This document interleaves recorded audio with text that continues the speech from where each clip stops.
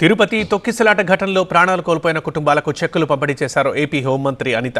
తొక్కిసలాటలో ఉమ్మడి విశాఖ జిల్లాకు చెందిన 4 భక్తులు ప్రాణాలు కోల్పోయారు. విశాఖకు చెందిన శాంతి, లావణ్య, రజనీతో పాటు అనకాపల్లి జిల్లా నర్సీపట్నానికి చెందిన నాయుడు బాబు ప్రాణాలు కోల్పోయారు. 3 రోజుల క్రితం జరిగిన ప్రమాదంలో 6 ప్రాణాలు కోల్పోయారు. మృతుల కుటుంబాలకు 25 లక్షలు, గాయపడ్డ వారికి 5 లక్షల రూపాయల ఆర్థిక సాయం, స్వల్పంగా గాయపడ్డ వారికి 2 లక్షల రూపాయల సాయం ప్రకటించారు.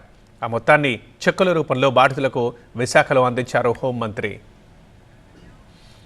పోయిన ప్రాణాన్ని ఎలాగూ తీసుకురాలేం, ఉన్నవారినైనా ఆదుకోవాలి అన్న ఉద్దేశంతోనే టీటీడీ తరఫున సాయం అందిస్తున్నామని ప్రకటించారు హోంమంత్రి.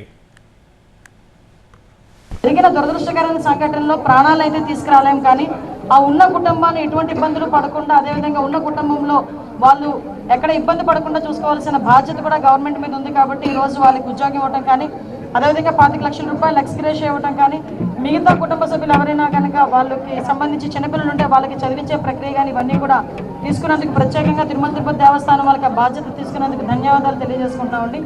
ఎట్టి పరిస్థితుల్లోని కూడా ఇమీడియట్గా గవర్నమెంట్ స్పందించింది. అదేవిధంగా తిరుపతి దేవస్థానం వాళ్ళు స్పందించారు. ఓవరాల్గా ఎవరికి కూడా ఎటువంటి ఇబ్బంది లేకుండా చూసుకున్నందుకు